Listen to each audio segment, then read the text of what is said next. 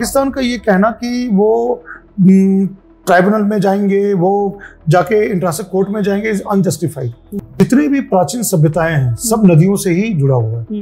हम विश्व के किसी कोने पे हो, केवल भारत की बात नहीं है। इसी धर्म को अगर हम पर्यावरण के खिलाफ यूज कर रहे हैं, people are going there, they're taking bath and soap, shampoo सब यूज कर रहे हैं। हाँ जी, हाँ। स्ट्रिक्टली मना है, इसके बाद भी क्या, इसको आप क्या बोलेंगे? इट इज गवर्नमेंट नेग्लिजेंस या खुद का कंसर्न नेग्लिजेंस है, क्या है ये? गंगा नदी जो है एक व्यक्ति है, it is like a legal entity. Prime minister को भी देखा है, वो झाड़ू लगा रहे होते हैं। It's just a message to everyone, just don't litter on the roads. Correct. But still लोग ये चीज नहीं समझते हैं, लोगों में वो सेल्फ कॉन्शियसनेस नहीं है कि आपको ये नहीं करना चाहिए। बट वो जो फेंकने में मजा आता है, मुझे ऐसा लगता है वो मजा कुछ और ही होता है, लोगों को पता नहीं क्या ही मजा होता है। गवर्नमेंट की अपनी लिमिटेशंस होती है, गवर्नमेंट फंड दे सकती है, सारे रिसोर्सेज ला सकती हैं, लेकिन जो दूसरा जो बहुत इंपॉर्टेंट होता है, हम एक भारत के नागरिक के तौर पे क्या हम अपना कर्तव्य निभा रहे हैं? क्लाइमेट चेंज आने वाले 80-100 साल में it will be creating a D-Day. ये बात हम लोग गंभीरता से नहीं ले रहे हैं। आज दिल्ली का AQI कितना है ये है। आप अगर दिल्ली में रह रहे हैं तो आप कम से कम दिन की 50 सिगरेट्स का स्मोक ले रहे हैं। बिल्कुल। केवल अब दिल्ली नहीं, हो सकता है आने वाले वक्त में ऐसे नंबर ऑफ दिल्लीज हो। प्रकृति रक्षिति रक्षिता, those who protect nature, nature protects them. नमस्कार, स्वागत है आपका द नाद टॉक्स में और मैं हूं सुगंधा। हर बार की तरह एक नई पर्सनालिटी के साथ आए हैं, एक नए मेहमान के साथ आए हैं।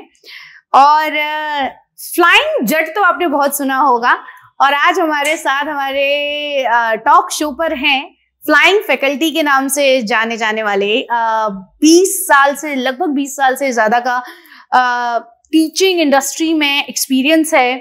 सुप्रीम कोर्ट के एडवोकेट भी हैं और एक्स IITian भी हैं।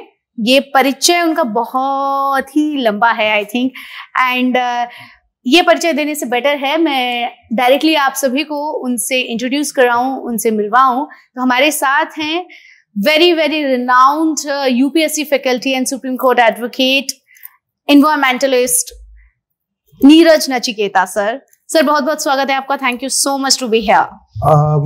First of all I thank you for this talk show Naad. ये नाम इतना अच्छा है, it resound with the part of the objective of this particular type of talks there. Yes. And I am honored, और ये मेरे लिए बहुत बड़ी बात है कि I am here today। और मतलब I cannot express my humble words to you। Thank you so much sir आपका यहाँ आने के लिए, क्योंकि of course we are just a newbie in the industry of YouTube, and maybe आप जैसे लोगों का साथ रहेगा तो हम बहुत जल्दी एक सक्सेसफुल यूट्यूबर्स में से एक होंगे। एक हमारा जो टॉक शो है, जो एक्चुअल में नाद का, मेरा नाद नाम रखने का एक बहुत बड़ा विजन है इसके पीछे। हाँ। क्योंकि मुझे ऐसा लगता है कि जो सोच है, जो इस प्लेटफॉर्म से जो लोगों की सोच है, जो लोगों की बातें हैं, वो गूंज की तरह लोगों की जीवन में जाना चाहिए, जिंदगी में जाना चाहिए, कि एकदम जो घंटे की गूंज होती है ना, बिल्कुल वो लोगों के कानों में जाना चाहिए। बिल्कुल ना जी। नहीं, और ये मैं मानता हूँ कि आज के टाइम में जो कंटेंट क्रिएशन हो रहा है जी अक्रॉस द सोशल मीडिया, तो कुछ जो अच्छे रेलेवेंट कंटेंट होते हैं जो लोगों के दिल तक जाए। हाँ। लोगों की जो चीजों के बारे में बात करें, बिल्कुल वैसे ही चीज। आप जैसे कि आप मान लो कि फिल्म इंडस्ट्री की बात करें जी, इतनी सारी फिल्में बनती हैं, चाहे वो नॉर्थ हो साउथ हो, लेकिन सभी फिल्में सक्सेसफुल नहीं होती है। वैसी फिल्में होती हैं जो लोगों को टच करती है। हाँ। तो वो सबसे बड़ी बात होती है ऐसे टॉक शो का। जैसे कुछ स्टारडम के शो मूवीज होती हैं जो स्टारडम के दम पे चल जाती हैं, बट कुछ कॉन्सेप्ट के दम पे चलती हैं। सो हमारा नाद टॉक्स का यही एक मकसद है कि हम कॉन्सेप्ट के बेस पर चलें, और आज का कॉन्सेप्ट है हमारा, और आज की जो हम गूंज लोगों के कानों में गुंजायमान करने वाले हैं वो है पर्यावरण। Specifically we will talk about environments, and specifically I will start from the one topic, और बहुत आई थिंक काफी ट्रेंडी है, और ट्रेंडी टॉपिक से ही शुरू करना चाहिए। हाँ जी, हाँ जी। इंडस ट्रीटी जो भारत और पाक के बीच में है। अभी पहलगाम अटैक के बाद हमने ये बहुत सारा देखा कि न्यूज में आ रहा था कि भारत ने पानी बंद कर दिया है, और Pakistan is going to the world tribunal just to claim it कि this is wrong, this is what. So I just want to know what is Indus Treaty and Pakistan के पास क्या क्या अधिकार हैं, भारत के पास क्या अधिकार हैं, क्या लीगल है, क्या इलीगल है, many things like that. नहीं बिल्कुल, this is a very important topic because अभी ये पहलगाम हमला होने के बाद 22 अप्रैल को जब निर्दोष लोगों को, जिनका कोई कसूर नहीं, पूरे परिवार के साथ वो पहलगाम में गए थे, छुट्टियां मना रहे थे जी। कभी सोचा नहीं होगा कि इस तरह से आतंकवादी आके उनके जीवन को उजाड़ के चले जाए। और उसमें से 25 भारतीय रहे और एक नेपाल के नागरिक थे जी। ये दिल को दहला देने वाली घटना थी। इस संदर्भ में भारत सरकार ने इमीडिएटली एक्शन लिया, जो कि जैसे कहा जाता है ना, एक होता है जियोपॉलिटिकल डिप्लोमेटिक तौर पे। कभी भी हमें ये समझना चाहिए कि कोई भी देश के सामने जब इस तरह के गंभीर मुद्दे आते हैं तो उसके लिए जो समाधान होता है, सोल्यूशन होता है, वो कई फ्रंट में होते हैं। युद्ध एक फ्रंट होता है, लेकिन उसके अलावा कई ऐसे फ्रंट होते हैं, legal, socio economic, diplomatic front भी होते हैं। और इसलिए मैं मानता हूं कि युद्ध केवल है ना बल से नहीं जीता जाता है, युद्ध जो है बुद्धि से जीता जाता है। और ये हमारे प्राचीन काल से चाणक्य ने भी कह रखा है कि हमें अगर कोई भी युद्ध जीतना है, केवल हम सेना के दम पे लड़ाई करके नहीं होगा, उसके लिए और भी चीजें हमें दिमाग लगाने होते हैं। तो सबसे पहला हमने जो दिमाग का जो यूज किया, पहला जो स्ट्राइक हमने पाकिस्तान पे किया, वो था ये सिंधु पानी, जो हम सिंधु नदी की जो है इंडस वाटर ट्रीटी, उसको हमने स्थगित किया। जैसे आपने पूछा, मैं पूरे ऑडियंस को बताना चाहूंगा, इंडस वाटर ट्रीटी का इतिहास इसलिए रहा है क्योंकि जब भारत और पाकिस्तान का बंटवारा हुआ 1947 जी, उसके बाद हमने क्या किया, उस समय अंग्रेज तो चले गए छोड़कर, एक रेखा खींच दी कि हाँ ये लाइन है, ये भारत है, ये पाकिस्तान है, दो राष्ट्रों को क्रिएट कर दिया गया। हमने ये नहीं देखा कि हमारे ज्योग्राफी कैसा है, हमारी किस तरह की संस्कृति है, किस तरह के लोग हैं, किस तरह की पॉपुलेशन है। और रही बात, अगर हम 47 के पहले की भारत की बात करें, is a huge country, even आज भी है। लेकिन जब ये पार्टीशन हो रहा था तो केवल मैप लिया गया और लाइनें खींच दी गई बिना ग्राउंड लेवल को जाने हुए। तो जब बात आती है रिवर्स का, let's me explain from geographical point of view कि नॉर्थ और साउथ की रिवर्स की बात करें तो नॉर्दर्न रिवर्स जो होते हैं वो पेरिनियल होते हैं और उनका मेन सोर्स ऑफ वाटर आता है ग्लेशियर्स, और इसमें सबसे इंपॉर्टेंट है Himalayan glaciers. And if you look eight Hindu Kush, Tibet and Himalayan glaciers, जिसको HKHT कहा जाता है, that is the prime source of reverse for not only India but also for south Asia. ये इवन जैसे कई बार हम मेकोंग की बात करते हैं, जिसको साउथ ईस्ट एशिया गंगा भी कहा जाता है, इसकी भी शुरुआत होती है तिब्बत से होती है, हिमालयन ग्लेशियर स्टार्ट होती है। अब रही बात इंडस का, तो मैं हमेशा कभी भी क्लास में बच्चों को पढ़ाता हूँ तो कई बार क्या होता है, रिवर और ट्रिब्यूटरी की बात होती है, फिर मैं भी ये ट्रीटी पे भी आऊंगा। तो इसमें कहा जाता है कि यहाँ पर जो है कई बार बोलते हैं सप्त सिंधु बोलते हैं, है ना, 7 रिवर्स कहा जाता है। और ये हमारे इतिहास में भी दिया हुआ है, जब हम पढ़ते हैं आर्यन थ्योरी और वगैरह जो है, वहां भी हम देखते हैं कि इसका जिक्र है। रिवर इंडस जो है, इनके जो प्राइम जो ट्रिब्यूटरीज में आता है, इसको मैं कई बार बताते हुए समझाता हूँ भी हूँ कि Jesus Christ rose before sun, Jesus Jhelum, Christ Chenab, R Ravi rose before Beas, sun Sutlej. ये 5 इंपॉर्टेंट रिवर्स है। ओरिजिन कहाँ तो हो रहा है हिमालयन ग्लेशियर से। अब ये जो रिवर्स है इंडियन ज्योग्राफी से होते हुए पाकिस्तान में फ्लो करती है। अब इसमें 2 प्रमुख पार्ट है, एक है ईस्टर्न साइड, दूसरा वेस्टर्न साइड। तो ईस्टर्न साइड के जो वाटर्स है वो जो है पूरा का पूरा इंडिया कंट्रोल करता है, और वेस्टर्न साइड में जो है पाकिस्तान में। 1947 के बाद क्या हुआ कि जब पार्टीशन होने के बाद, तो उस समय हमने लड़ाई भी हुआ भारत पाकिस्तान के बीच में। बाद में 48 के बाद ये देखा गया कि इस नदी को कैसे किया जाए। तो उस समय पाकिस्तान की तरफ से ये ये दिया गया था कि एक समझौता हो जो कि भारत और पाकिस्तान के बीच में हो कि नदी के पानी का कैसे डिस्ट्रीब्यूशन होगा। तो उस समय ये हल निकाला गया वर्ल्ड बैंक का, क्योंकि वर्ल्ड बैंक भी इस तरह के इंटरेस्ट ले रहा था कि 2 देशों के बीच के जो मसले हैं सुलझाए जाए। तो हमने वर्ल्ड बैंक के अध्यक्षता में इंडिया और पाकिस्तान दोनों मिलकर ये डिसाइड किया कि 70% of the water which flow to the Pakistan will be given by India. और जो 30% है वो इंडिया का होगा। और 70% जो पानी है वो पाकिस्तान में खास तौर पे इरिगेशन और एग्रीकल्चर के लिए यूज में आएगा। अब भारत के सब जो 30% है वो नेविगेशन और एग्रीकल्चर के लिए ये डील हुआ। तब से लेकर मतलब 1960 में जब ये ट्रीटी हुआ, साइन होने के बाद से लेकर अब तक हमने कभी भी सिंधु नदी के पानी, इंडस वाटर ट्रीटी के वाटर को कभी हमने रोका नहीं, कभी हमने ये किया नहीं। हमने हमेशा अंतर्राष्ट्रीय कानून का हमेशा सम्मान किया है। बिकॉज एज पर जो इंडस वाटर ट्रीटी है और इंटरनेशनल लॉ है, India is a country which always follow the international law and whatever we do it with the legal thing. Bharat कोई ऐसा देश तो नहीं है ना कि हाँ कल हुआ बस हमने बंद कर दिया। हम लीगल ओपिनियन भी लेते हैं, हमारे एक्सपर्ट्स भी होते हैं। तो पाकिस्तान का ये कहना कि वो ट्राइब्यूनल में जाएंगे, वो जाके इंटरनेशनल कोर्ट में जाएंगे, इज अनजस्टिफाइड। क्योंकि under the Indus water treaty एक प्रोविजन दिया गया है where India can take abeyance. What is abeyance means we can for some time can have stand still. हमने ये ट्रीटी को कैंसिल नहीं किया है, हम लोगों ने केवल मोरेटोरियम रखा है कि जहां हमने होल्ड किया है, जहां पर हाँ ये चीज है। तो ये चीज हमें समझना होगा इस बात को। सो बेसिकली चूंकि हम नदियों की बात कर रहे हैं, थोड़ा सा हिंदू संस्कृति पे आते हैं, भारत की एक संस्कृति पर आते हैं कि और जो डेफिनेटली इन्वायरमेंट से बहुत खास जिसका रिश्ता है पर्यावरण से। हमारे यहाँ जब भी बच्चा होता है, जब भी हम बड़े होते हैं, हमें यही सिखाया जाता है ये गंगा माता है, ये यमुना मैया है।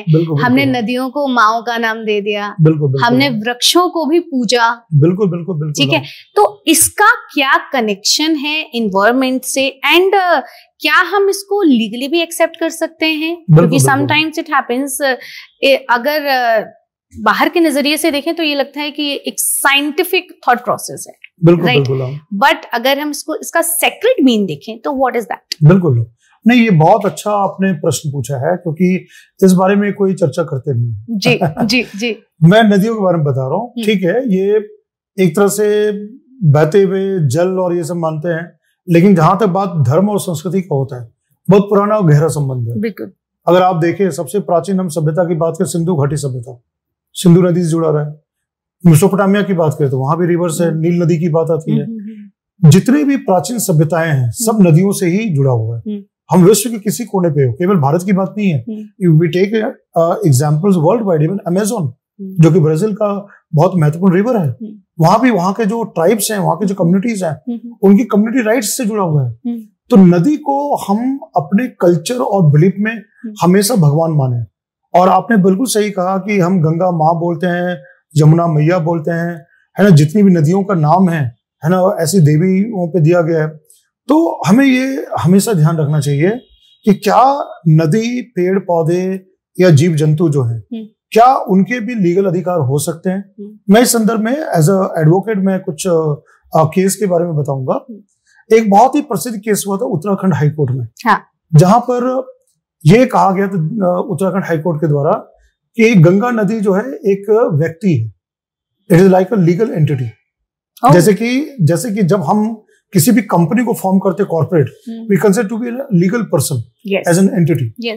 तो ये जब मामला गया उत्तराखंड हाई कोर्ट में, तो वहां पर उन्होंने ये एक्सेप्ट किया लिविंग एंटिटी है। और ये बात उत्तराखंड हाई कोर्ट ने अंतर्राष्ट्रीय तौर पे कहा, क्योंकि ऐसी चीजें परुग्वे, यूरुग्वे और जो लैटिन अमेरिकन कंट्रीज है वहां भी वो लिविंग एंटिटी का दर्जा दिया हुआ है।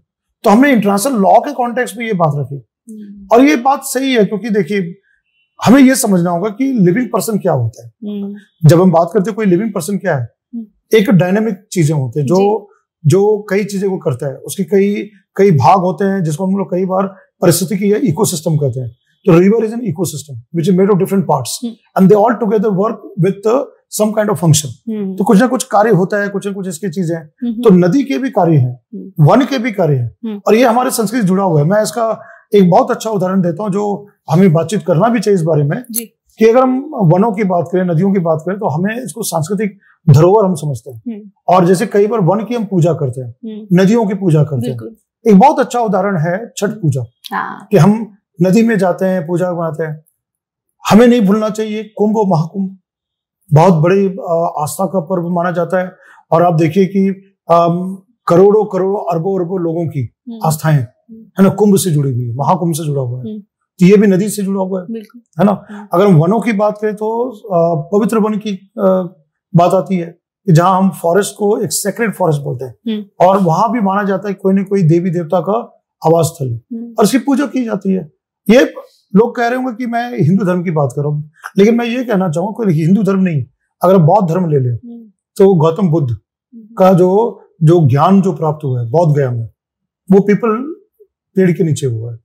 अगर हम जैन धर्म की बात करें तो वहां पे हमें पेड़ मिलता है। नदियों की बात करें, सिख धर्म की बात करें तो हम सरोवर की बात करते हैं, है ना, ताल की बात करते हैं, वहां भी हम धर्म से जोड़ते हैं।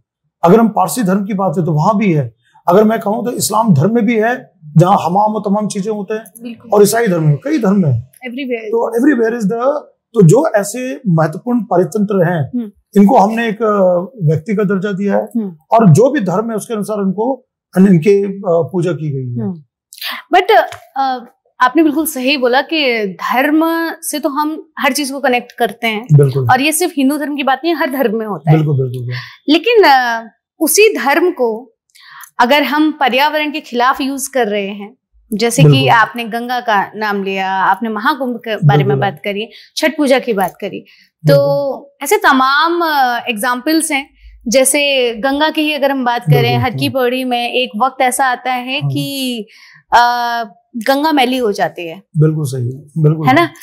लोग आ रहे हैं, स्ट्रिक्टली लिखा हुआ है वहां पर, स्ट्रिक्टली लिखा हुआ है कि साबुन का यूज नहीं करना है, सोप का यूज नहीं करना है, but people are going there, they are taking bath and soap, shampoo सब यूज कर रहे हैं। हाँ जी, हाँ। स्ट्रिक्टली मना है, इसके बाद भी क्या, इसको आप क्या बोलेंगे? इट इज गवर्नमेंट नेग्लिजेंस या खुद का कंसर्न नेग्लिजेंस है, क्या है ये?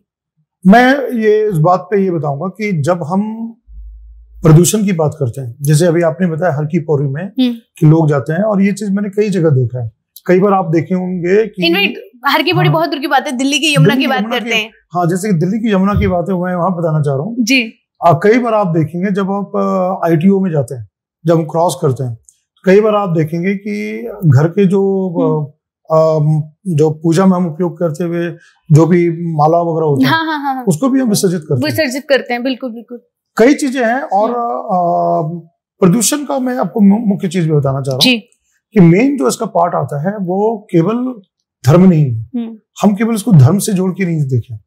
प्रदूषण का मुख्य कारण बहुत सारे सोर्सेस होते हैं। जैसे कि फर्स्ट बहुत बड़ा सोर्स होता है इंडस्ट्री होता है, उद्योग होता है, कि जहां भी फैक्ट्रीज और इंडस्ट्रीज होते हैं वहां से जो अनट्रीटेड वाटर जाता है। अब जैसे कि गंगा की हम बात करें तो गंगा मैली होने का एक कारण जो है इंडस्ट्री है, क्योंकि गंगा का जो मैदानी भाग है, what we call as the Gangetic plain, is a huge plain and is highly populated plain and we have number of industrial towns and cities. मैं इसमें बहुत अच्छा उदाहरण देता हूँ कानपुर को। कानपुर का अगर मैं एग्जांपल लें, टेनरी सारे वेस्ट वहां पर है। अगर हम उसको नहीं ट्रीट करेंगे और पानी डिस्चार्ज करते हैं तो डेफिनेटली नदी प्रदूषित होगी। दूसरा जो सबसे बड़ा पार्ट आता है एग्रीकल्चर आता है, कृषि आता है। आप देखो कि सबसे ज्यादा जो जनसंख्या है गंगा के मैदानी भाग, जैसे उत्तर प्रदेश, बिहार, है ना, फिर बंगाल तक जाता है। जनसंख्या बहुत ज्यादा है, आबादी बहुत ज्यादा है, और सबसे प्राइम ऑक्यूपेशन है कृषि, एग्रीकल्चर। और आज हम क्या यूज करते हैं? फर्टिलाइजर, है ना, यूरिया वगैरह यूज होता है, पेस्टिसाइड यूज होता है, और जब वो रन ऑफ होते हैं तो बहकर नदी में जाता है, उससे प्रॉब्लम आती है। तीसरा आता है घरेलू, जो हम लोगों से जुड़ा हुआ है, जो हम लोग अपने द्वारा जो नहाने में या कोई भी वॉशरूम में यूज कर रहे हैं वो जा रहे हैं वहां पर है। उसी के पार्ट में आप रिलीजन के पार्ट में भी रख सकते हैं कि वहां जो हम पोल्यूट कर रहे हैं वहां पर। तो अगर हम देखें पूरे डायमेंशंस में तो रिलीजन का पार्ट एक छोटा सा पार्ट है, बहुत ज्यादा नहीं। जो आपने शॉप का पार्ट बताया या चीज है वो प्रदूषित कर रही है, लेकिन बहुत छोटा पार्ट है। नहीं, वो मैंने धर्म और आस्था से कनेक्ट किया। I was coming to this industrialization things and all, because definitely 90% तो यही रीजन है पोल्यूटेड होने का कि किसी भी तरीके से। बट वो हम धर्म की बात कर रहे थे, so I connected that dots over there. I agree with that, मैं बहुत पूरा एग्री करता हूं। क्योंकि छठ पूजा से वो मुझे पिक्चराइजेशन हो गया, वो जो फोटोज आती है ना कि यमुना में झाग ही झाग है और वहां पे भी जाके आप डुबकियां लगा रहे हैं। नहीं, और वो बहुत गंभीर है, क्योंकि जो लेडीज जो महिलाएं हैं जो छठ पूजा में यमुना में खड़े होके उसमें पूजा करती है, they are getting expose to toxic chemicals. Yes, of course. और उसपे पता है स्किन के प्रॉब्लम्स, कई तरह प्रॉब्लम्स होते हैं, बहुत सारी चीजें वहां पर है। बिल्कुल। नहीं, बिल्कुल सही है। अब मैं इसी बात पे मैं भी बताना चाह रहा था कि जब हम रिवर के पोल्यूशन की बात करते हैं, जैसे आपने सवाल पूछा कि इसके लिए जिम्मेदार कौन है, इज इट द गवर्नमेंट और लोकल पीपल। मैं ये मानता हूं कि पर्यावरण सभी के लिए, इन्वायरमेंट बिलोंग्स टू ऑल। इसमें हम केवल गवर्नमेंट को नहीं रख सकते, क्योंकि government is one part of the cleaning process of the river. Government की अपनी लिमिटेशंस होती है। गवर्नमेंट फंड दे सकती है, सारे रिसोर्सेज ला सकती हैं, सारे चीजों को हम लगा सकते हैं, जैसे कि सीवेज ट्रीटमेंट प्लांट या इंडस्ट्रियल एफ्लुएंट प्लांट। और ये किया जा रहा है, अभी बहुत महत्वपूर्ण कार्यक्रम चल रहा है, नमामि गंगे कार्यक्रम, रिवर को हम क्लीन कर रहे हैं। Ministry of environment, forest and climate change के कई रिवर ग्रीनिंग के प्रोसेस चल रहे हैं, प्रोग्राम्स एंड पॉलिसीज हैं। लेकिन जो दूसरा जो बहुत इंपॉर्टेंट होता है, we as citizens of India, हम एक भारत के नागरिक के तौर पे क्या हम अपना कर्तव्य निभा रहे हैं, वो सबसे बड़ी बात है। जो अपने हर की पौड़ी का एग्जांपल दिया, ये सेल्फ कॉन्शियसनेस नहीं है लोगों में। बिल्कुल। मैं ये तो आप नदी की बात करें, इन जनरल में प्लास्टिक की बात करती हूँ। हम कितना भी प्रदूषण फ्री करें, प्राइम मिनिस्टर को भी देखा है, वो झाड़ू लगा रहे होते हैं। It's just a message to everyone, just don't litter on the roads. Correct. But still लोग ये चीज नहीं समझते हैं। गाड़ी से खा रहे हैं, रैपर फेंकेंगे, सड़क पे फेंक देंगे। बिल्कुल। दो आई विल डेफिनेटली मैं इस चीज के लिए बहुत धन्यवाद बोलूंगी गवर्नमेंट का, कि अब ऑलमोस्ट हर 500 मीटर पे मिनिमम मैं बोल रही हूँ, डस्टबिन हैं। बिल्कुल 200 मीटर 300 मीटर पे भी डस्टबिन हैं। बट स्टिल लोगों में वो सेल्फ कॉन्शियसनेस नहीं है कि आपको ये नहीं करना चाहिए। बट वो जो फेंकने में मजा आता है, मुझे ऐसा लगता है वो मजा कुछ और ही होता है। लोगों को पता नहीं क्या ही मजा होता है। नहीं, बिल्कुल ये बात सही है। और ये हमें समझना चाहिए कि अगर हम इन्वायरमेंट के साथ रहना चाह रहे हैं, तो इसका सबसे बड़ा अप्रोच होता है बॉटम अप अप्रोच होता है। यस। तो टॉप डाउन अप्रोच नहीं हो सकता। और इसमें हमें सेंसिटिव होना बहुत जरूरी है। जबकि हम स्कूल में, कॉलेज में पढ़ाते भी हैं, ये चीज हम बच्चों को सिखाते भी हैं, लेकिन तब भी अगर हम अपने जीवन की बात करें तो हम नहीं कर पाते। तो दैट्स व्हाट मैं बिलीव करता हूँ कि सबसे इंपॉर्टेंट चीजें हैं कि हमें ग्रास रूट लेवल पे लोगों को कंसियस करना कि लुक, प्लास्टिक इज हार्मफुल। आपको अगर फेंकना है तो सही तो फेंको। और थोड़ा बहुत कई बार क्या होता है ना, जो मैं मानता हूँ कि पेनल्टी मेजर्स होने चाहिए, पनिशमेंट होने चाहिए, बिल्कुल होनी चाहिए, क्योंकि क्या है और वो लिटरल होनी चाहिए। लिखा होता है हर जगह कि यहाँ पे थूकना या कचरा फेंकना, एक जुर्माना होगा 200 रुपए को, करो तो सही। हाँ, ये someone should complain that। और साथ साथ में गवर्नमेंट को स्ट्रिक्ट एक्शन लेना चाहिए। मैं इसमें एक बहुत अच्छा एग्जांपल देता हूँ इंदौर का। Indore is the cleanest city of the country. बिल्कुल। Why so? उसका रीजन क्या है? It's not that only Indore municipality is doing all the work. No, the people consciousness is very good. मैं अभी just they have that pride in themselves that we are the cleanest city in this country. Yeah. और वहाँ पे क्या है ना, even आप अगर कोई टूरिस्ट भी गए और वो फेंक भी थे तो वो बोलते हैं कि देखो वहाँ पे डस्टबिन आप वहाँ डालो, आप यहाँ मत। तो लोग में इतना ज्यादा अवेयरनेस आ चुका है। और फिर गवर्नमेंट भी स्ट्रिक्ट मेजर लेती है, क्योंकि क्या होता है, म्युनिसिपैलिटी के जो कर्मचारी होते हैं, officers, they go place to see that कि देयर इज नो लिटरिंग, कोई किसी ने कूड़ा करकट बाहर नहीं फेंका। अभी मैं बहुत इंटरेस्टिंग चीज बताना चाहूंगा सबको, ये जान के आप हैरान होंगे। ये जो ऑफिसर्स घूमते हैं वो क्या है, डस्टबिन कहीं फेंका हुआ है, अगर कोई टिकट या जैसे आज हम लोग क्या करते हैं, जोमेटो स्विगी से ऑर्डर करते हैं, खाना खाया, रैपर सब फेंक दिया, तो वो रैपर से उठाते हैं और वहां से, क्योंकि आजकल QR कोड स्कैन नाम सब होता है, तो ये पता करके जाके घर पहुंच के फाइन करते हैं। I personally know someone who's actually doing really great in this thing, dustbin garbage में, वो मोहल्ला गार्बेज वाला जो एक वो चलाया हुआ था, घर घर गार्बेज लेके जाते थे, garbage clinic something they have started.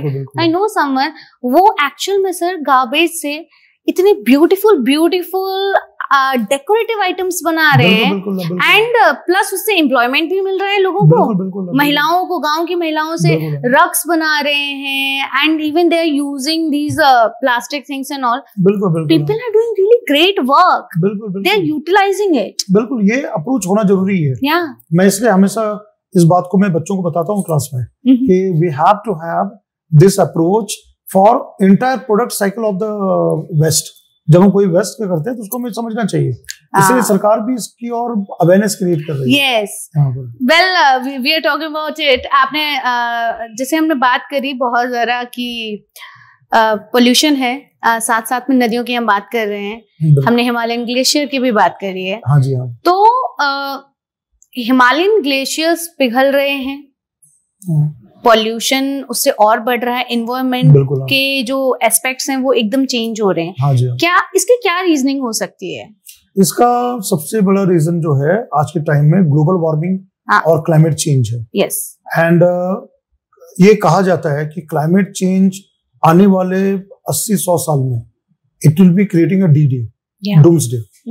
ये बात हम लोग गंभीरता से नहीं ले रहे हैं। तो मेरा सवाल एक्चुअली इससे कनेक्टेड था कि हिमालयन रेंजेस की हमने बात करी और सबसे हिमालयन रेंजेस के सबसे पास चाइना है, बिल्कुल बिल्कुल, और इंडिया है, बिल्कुल है। और दोनों ही पॉपुलेशन में विश्व में दो टॉप नंबर पे हैं दोनों ही। तो क्या ग्लोबल वार्मिंग का जो रीजन है वो पॉपुलेशन भी हो सकता है? जरूर, बिल्कुल, और पोल्यूशन भी इससे कनेक्टेड है। बिल्कुल, पॉपुलेशन और पोल्यूशन इंटरकनेक्टेड है। या और ये बात हमें समझना चाहिए कि जब तक हम पॉपुलेशन कंट्रोल नहीं करेंगे तो पोल्यूशन कंट्रोल नहीं होगा। ये फैक्ट है।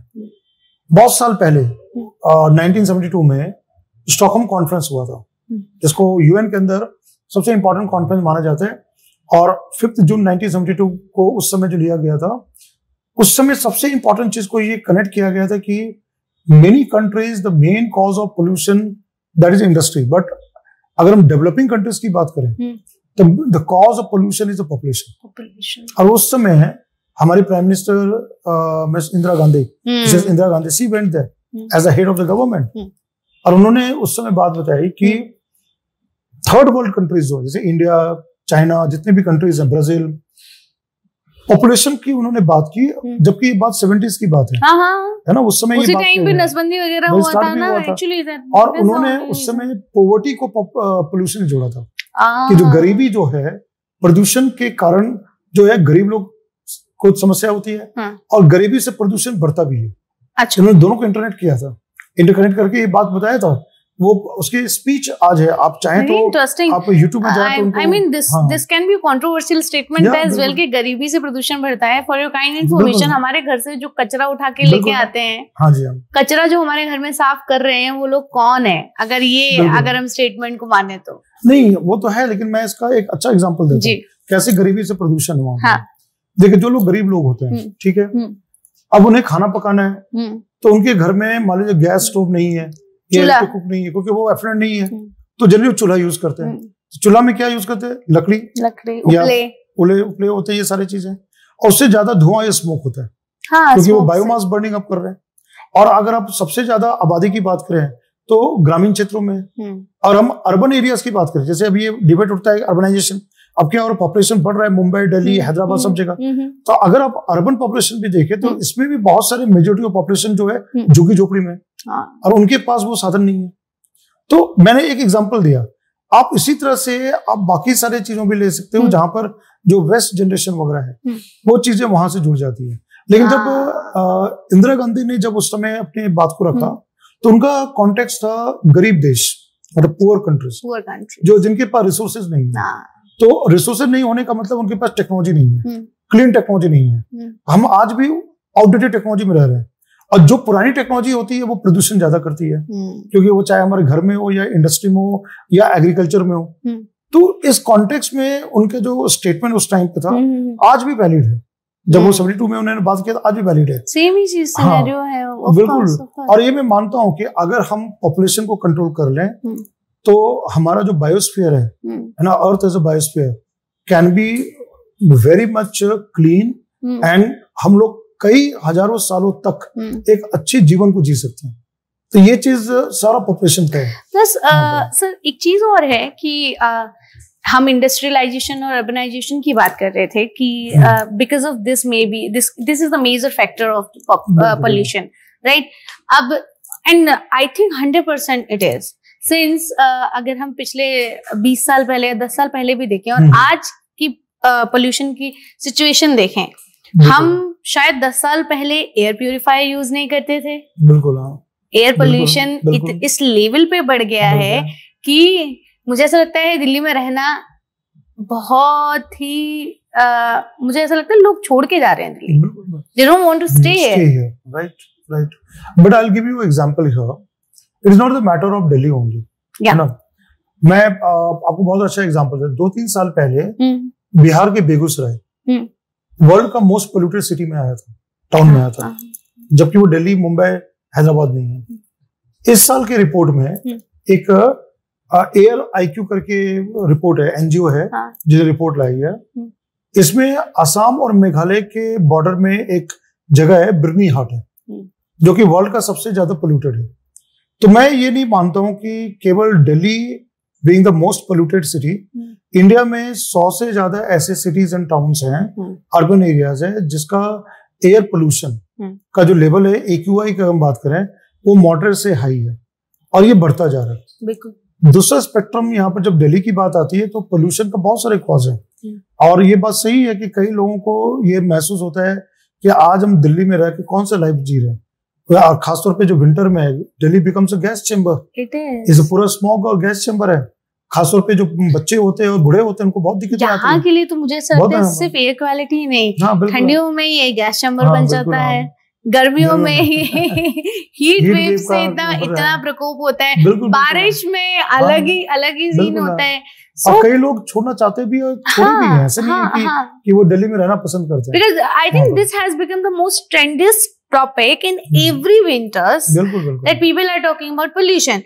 आज दिल्ली का AQI कितना है, ये है. आप अगर दिल्ली में रह रहे हैं तो आप कम से कम दिन की 50 सिगरेट्स का स्मोक ले रहे हैं विदाउट इवन स्मोकिंग. हाँ जी, बिल्कुल.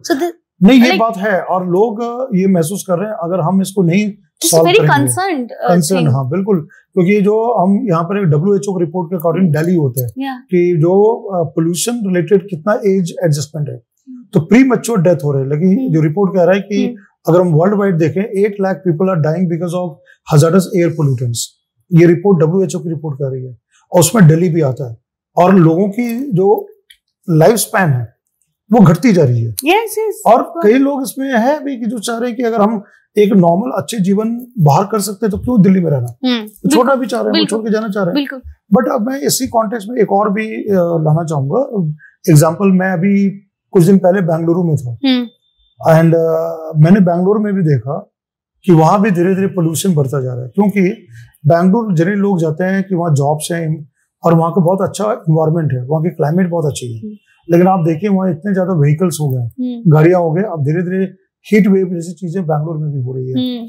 कई सारे जो लेक्स और वाटर बॉडीज है वो पोल्यूटेड हो जा रहे हैं. तो अब मैं देख रहा हूँ कि ये प्रॉब्लम केवल अब दिल्ली नहीं, हो सकता है आने वाले वक्त में ऐसे नंबर ऑफ दिल्लीज हो पूरे ऑल ओवर कंट्री, ऐसे हो सकते हैं. But then sir, what can be the sustainable plus ऐसे solutions क्या हो सकते हैं जो थोड़ा सा इकोनॉमिकल भी हो, लोगों की लाइफ में चेंजेस भी ज्यादा ना आए, सिंस क्योंकि no one is ready to break down their comfort. No one is ready to lose their comfort. If we are talking about ACs and fridges and the cars and the everything.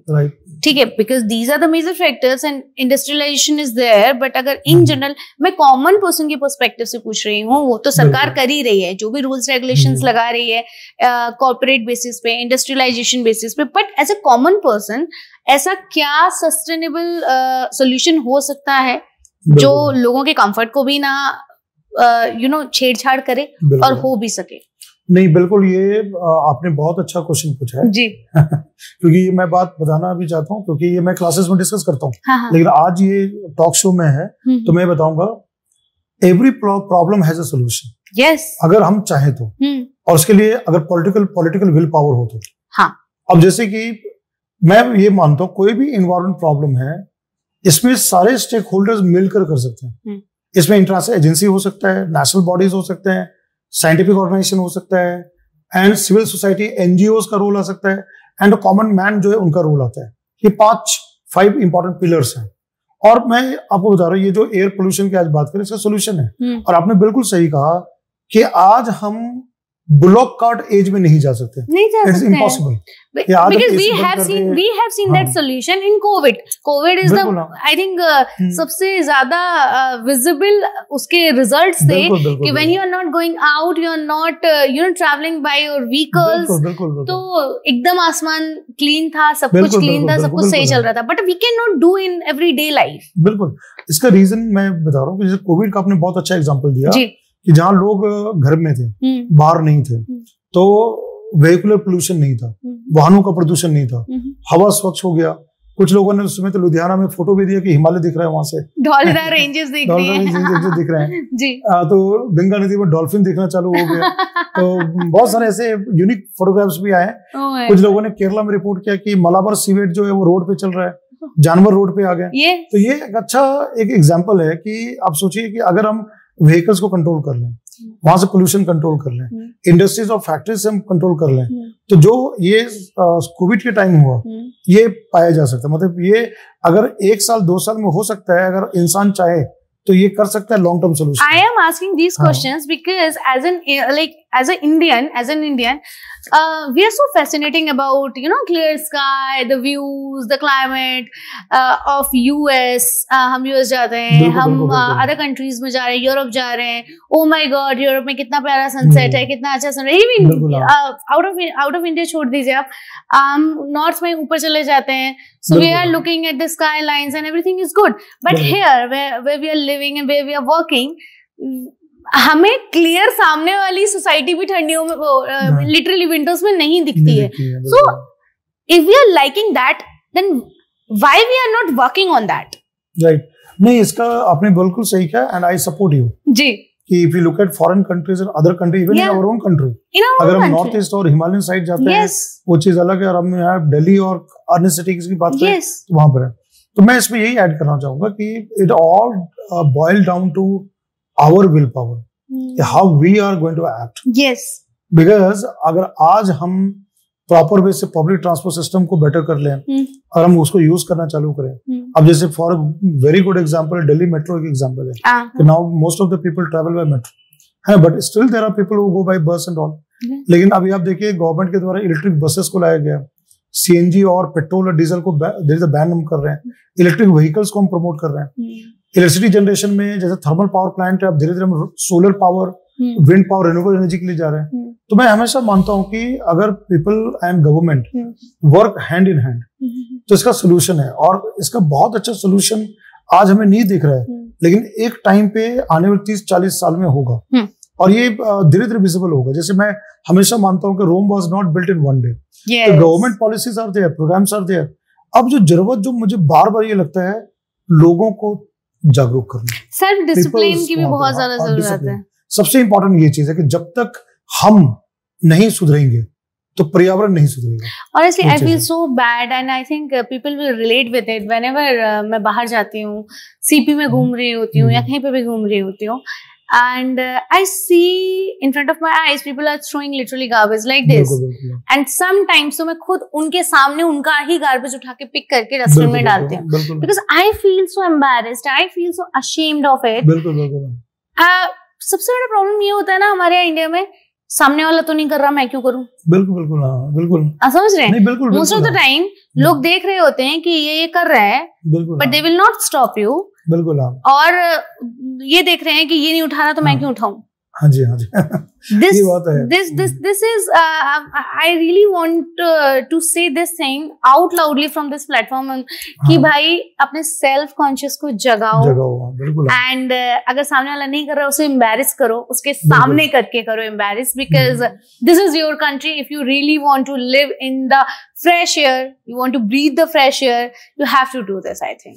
नहीं, this is very very important, and मैं आपको general psychology बता रहा हूँ, जो आपने बताया ना, that bystander effect, it is in psychology called that. Yes. If somebody is not doing, then I will not do it. I will not do it, yes. And even somebody is doing, then the others are taking time to think कि whether I should do it or not. तो ये एक psychology, they will look into you in a demeaning way. Oh my God, she's literally picking the litter and what? Right.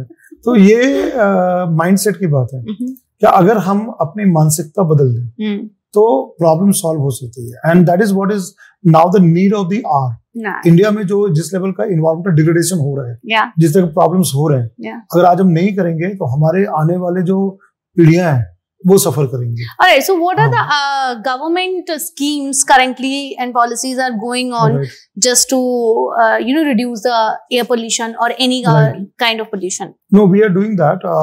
Can you please name a few of them? Name certain of this. Yeah. One is that there is a program called National Clean Air Program, NCAP. Let me tell everyone, सबको मैं बताता हूँ, जब air pollution और water pollution और कोई pollution की बात आता है तो हमारे एक स्टैट्यूटरी बॉडी है, सेंट्रल पोल्यूशन कंट्रोल बोर्ड, केंद्रीय प्रदूषण नियंत्रण board, and every state has got state pollution control board. तो ये जो प्रोग्राम है एनसीएपी है, इसमें गवर्नमेंट ने क्या किया है, there something around 130 plus non attainment cities, NAC बोलते हैं।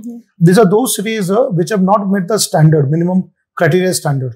जैसे कई बार हम जब एयर पोल्यूशन की बात करते हैं, there we talk about not only gases pollutant, लेकिन हम लोग कई बार पर्टिकुलर मैटर की बात करते हैं, जैसे कि बहुत माइन्यूट पार्टिकल जो कि हमारे लंग्स में जा सकते हैं, हमारे लिए हेल्थ कंसर्न हो सकता है, उसमें माइक्रो पार्टिकल्स होते हैं, कई बार नैनो पार्टिकल्स भी होते हैं।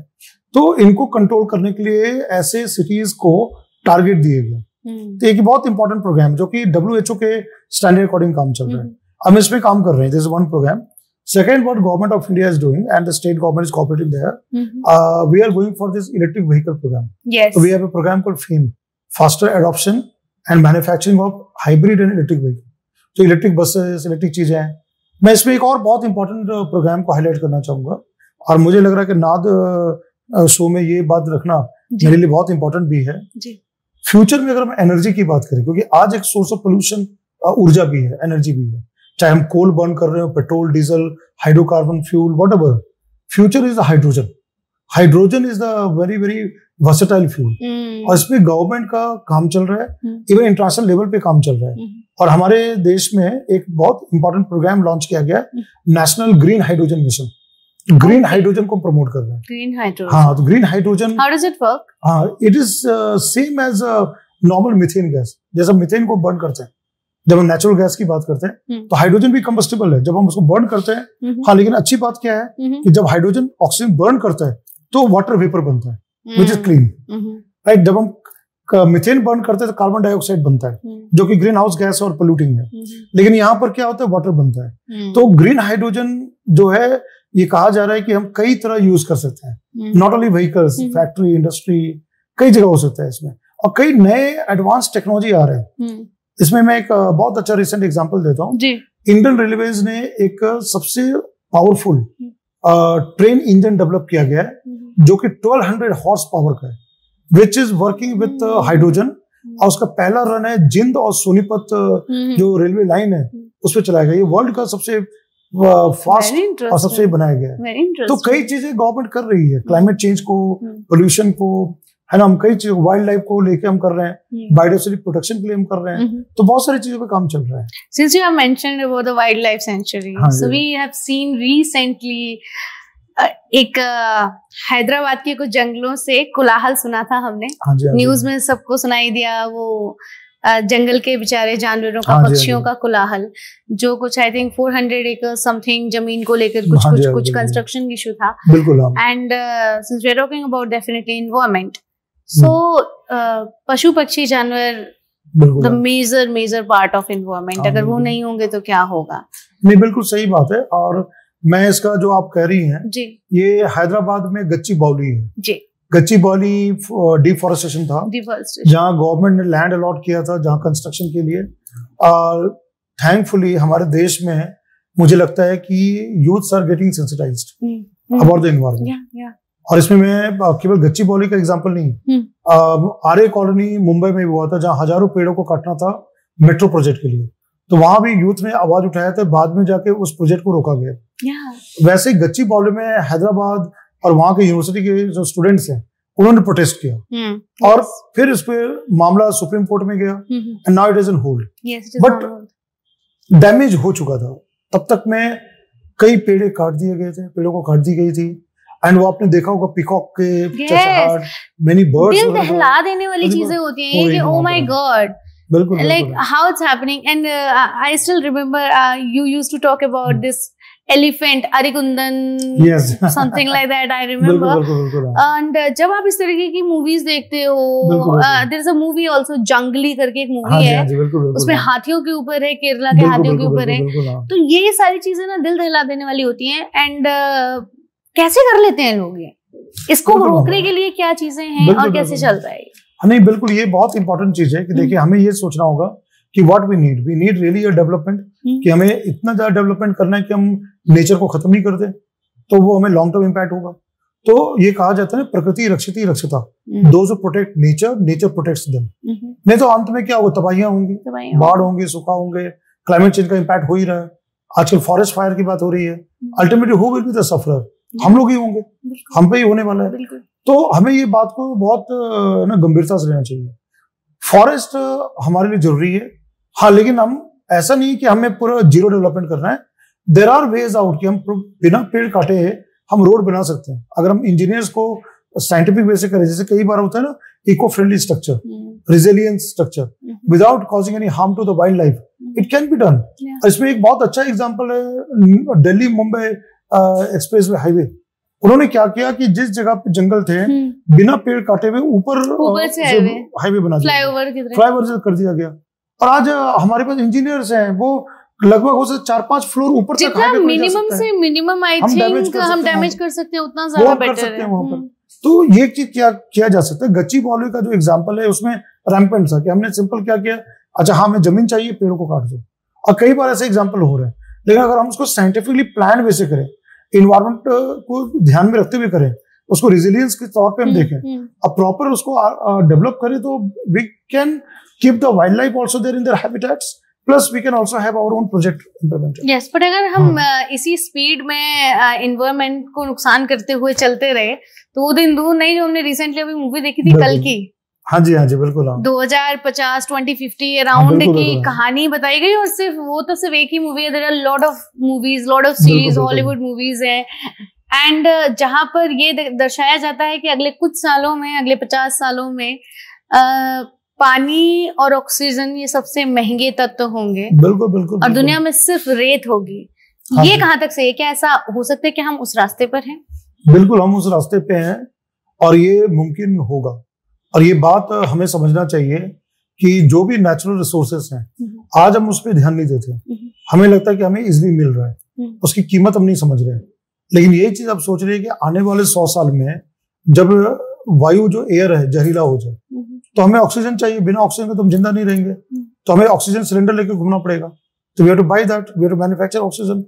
वही चीज पानी के लिए होगा. आज आप सोचिए, आज हमें प्लास्टिक की बोतल में बिस्लरी क्यों पीना पड़ रहा है? उसका कारण क्या है?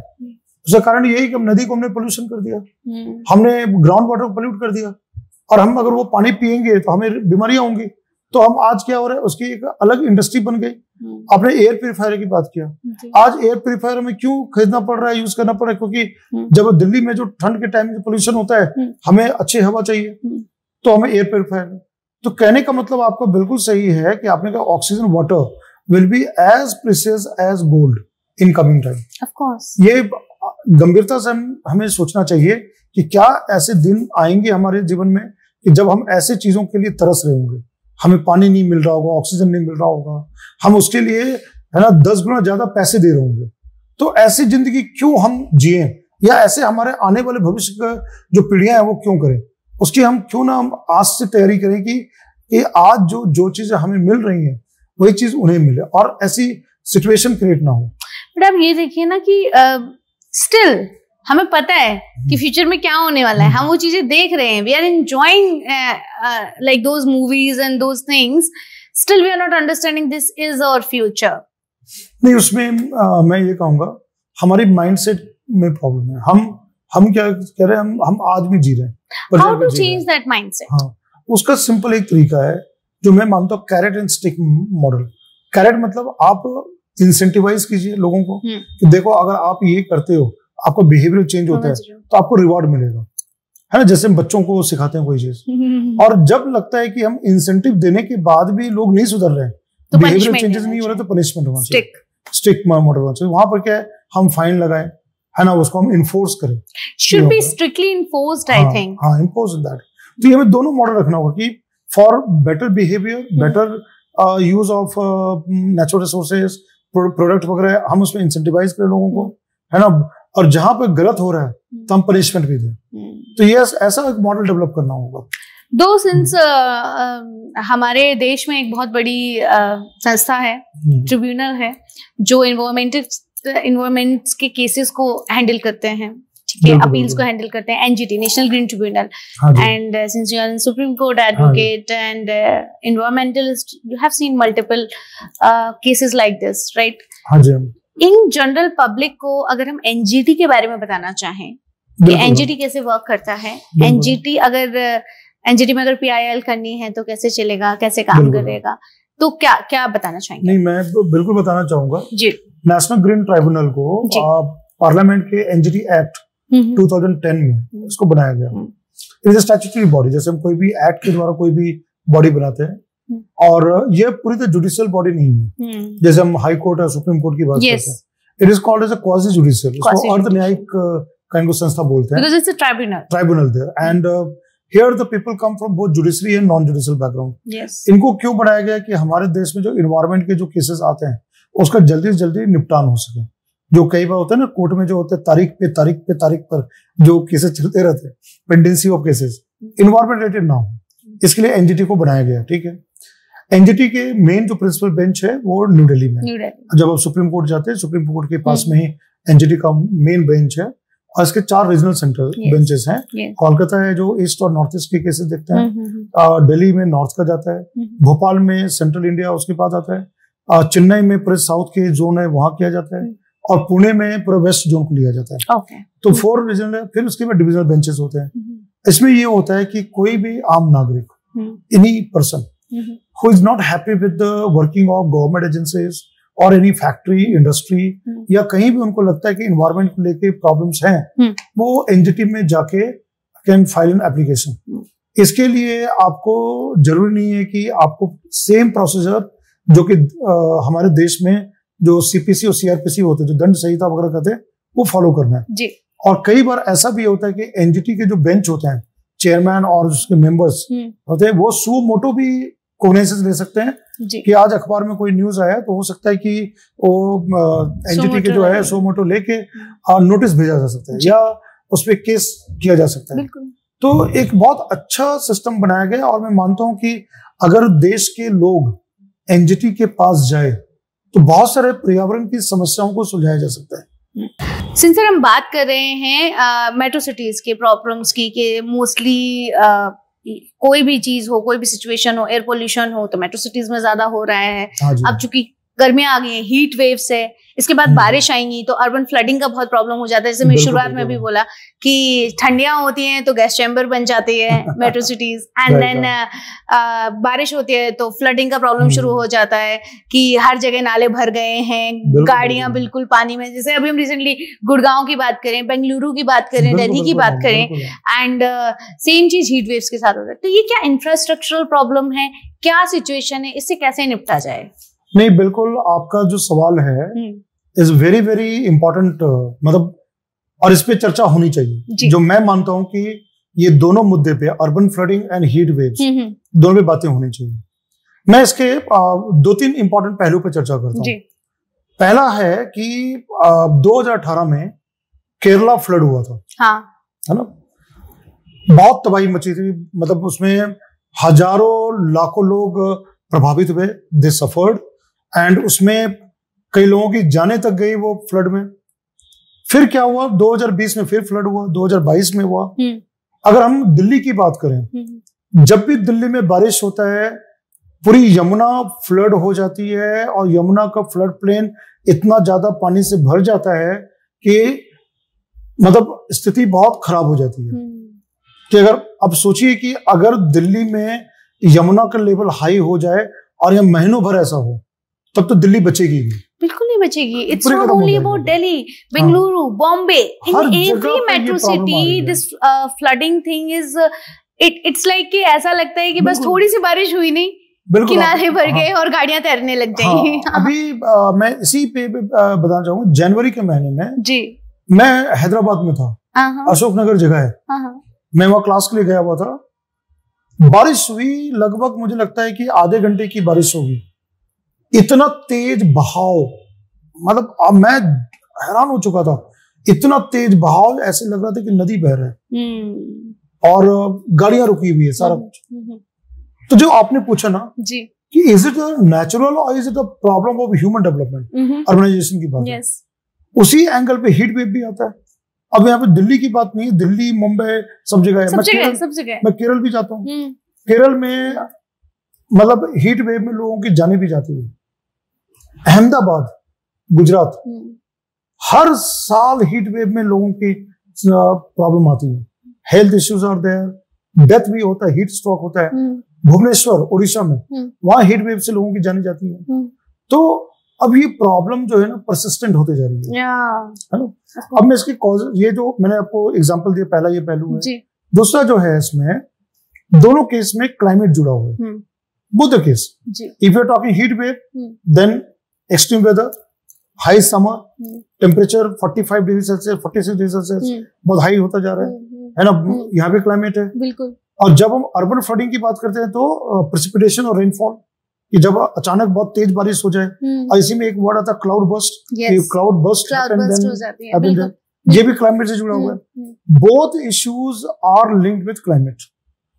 दूसरा जो इसमें मैं ऐड करना चाहूँ, ज्योग्राफी, दोनों चीज ज्योग्राफी जुड़ा हुआ है। जैसे कि अगर मुंबई की बात करें तो Mumbai is a coastal city, तो वहां फ्लड क्यों होता है? क्योंकि वहां पर हाई वेव्स आते हैं, टाइड्स आते हैं, उसके थ्रू है। लेकिन अगर हम कोलकाता की बात करें तो वहां फ्लडिंग नहीं होती है, और वहाँ बारिश बहुत ज्यादा होती है, सबसे ज्यादा होती है। बंगाल में जाए 2-3 महीने कलकत्ता में बारिश होती है ना, जैसे मुंबई में होती है। लेकिन मुंबई में अर्बन फ्लडिंग हो रहा है, कलकत्ता में नहीं हो रहा। तो यहाँ का ज्योग्राफी फैक्टर आता है।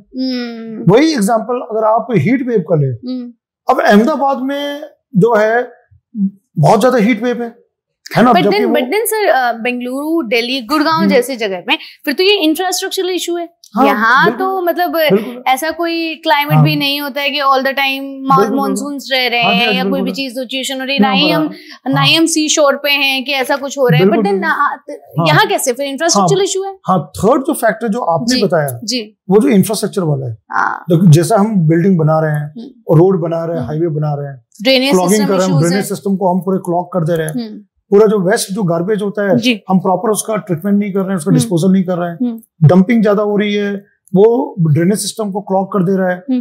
तो ये सब फैक्टर सबसे प्रोमिनेंट फैक्टर है। Climate is there, geography is there, but the most important factor जो मैं मानता हूँ वो हम है दोनों के लिए। मुझे लगता है आज के पूरे कॉन्वर्सेशन का एक ही कंक्लूजन है, प्रॉब्लम हम है वहां पर। We need to resolve ourself first of all, वो बहुत जरूरी है।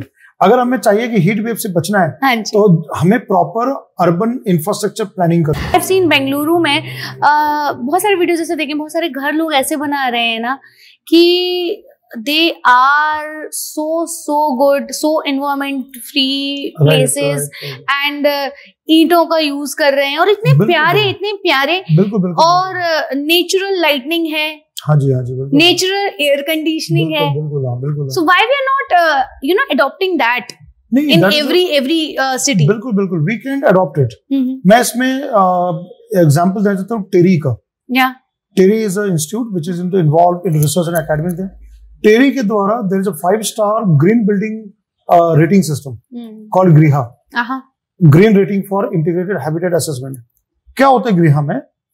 ये कंसल्टेंसी करते हैं and they design the home, जैसे बोलते हैं इको निवास, है ना, एनवायरमेंट फ्रेंडली हाउसेस। अगर आप साउथ जाएं, क्योंकि साउथ में क्या होता है, कई बार जैसे केरला वगैरह आप जाएं तो बहुत ज्यादा बारिश होती है जी। अगर आपने देखा हो उनके घर का जो स्ट्रक्चर ऐसा रूफ होता है, यस, वो ये फ्लैट नहीं होते हैं, वो ऐसा करते हैं डेफिनेटली, और they use the natural material as a tiles, bricks, और वो ऐसे कलर होते हैं जो रिफ्लेक्टिंग कलर होते हैं। तो क्योंकि अब केरल में जब मैं जाता रहता हूँ तो मैं देखता हूँ कि वहाँ पे हीट भी ज्यादा होता है, समर में बहुत गर्मी होती है, ह्यूमिड क्लाइमेट होते हैं, तो ऐसे जो इंक्लाइंड स्ट्रक्चर होते हैं वो रेडिएशन को रिफ्लेक्ट करते हैं, और वो पॉलिश स्ट्रक्चर होता है, और वही जब रेनी सीजन होता है तो पानी को इकट्ठा नहीं होने देते, वो स्लोप जो है वो बहा देता है। तो ये जो स्ट्रक्चर ऑफ होम है, it is a basically traditional structure for thousands of years, जो हमारे पूर्वज थे, जो उनकी थॉट थी। ट्रेडिशनल होम्स है हर जगह, अब यही इवन गाँव में भी हम देखते हैं, यहाँ नॉर्थ इंडिया में भी कैसे खपरेल के घर बने हुए होते हैं, लाइक दैट। तो मिट्टी के बने होते हैं, है ना, मड या उससे बनते हैं। यस यस, कई बार बांस और बैम्बू के base structure. But then sir वो ढह भी तो जाते हैं बारिश में। नहीं, लेकिन अब आज जैसे उत्तराखंड की बात करें तो वो पत्थर की यूज करते हैं, क्योंकि पत्थर वगैरह मिलते हैं पहाड़ों में। तो मेरा ये कहना है कि हमें ऐसे कॉन्सेप्ट को लेके we need proper building architecture designs. Design is very, very important. Yeah. And in a one word, I'll conclude this topic that I think हमें प्रकृति से ही प्रकृति को बचाना है। प्रकृति को यूज करेंगे प्रकृति के फेवर में, I think then only Prakriti can survive. Well, there is this going to be the last topic of today's session, and there is a word that is greenwashing by corporates. So, जितना मैं समझ पाई हूँ, that is something कि there are so many corporate offices and companies, production units who they are using this word greenwashing. Right. And इस green washing के पीछे की क्या कहानी है, what is this, what is that term, and how people are misusing this term. Right, ये बहुत unique और इंटरेस्टिंग वर्ड है ग्रीन वॉशिंग। ये क्यों आया न्यूज में? रीजन बीइंग क्या है, it has come from the word brain washing. Okay, right, जैसे हम ब्रेन वॉशिंग करते हैं कि किसी को हम पूरे तो दिमाग को रीड करके हम ऐसा करते हैं कि उस पे छा जाए कि वो बोलने लगे कि यही सही है। जैसे कोई भी ब्रेन वॉशिंग जो करते हैं, तो ब्रेन वॉशिंग से ही वर्ड ग्रीन वॉशिंग आया। इसको कहा जाता है बहुत सिंपल टर्म में, इसे हम कहेंगे deception, the art of deception. तुम कैसे किसी को डिसीव करते है ना। आमतौर पे ह्यूमन परसेप्शन क्या होता है, हम एक्सटीरियर चीजों को देखते हैं, हम अंदर नहीं देखते हैं। हमें जो सामने दिख रहा होता है हम उसको सही मानते हैं कि what is observable that is correct, although it may be inside something else. और ये हमारे डे टू डे लाइफ में भी होता है। कई चीजों में हम बाहर का जो चीज देखते हैं हम उसको सही मानते हैं, may be hidden thing may be more different, है ना। ये हर जगह होता है।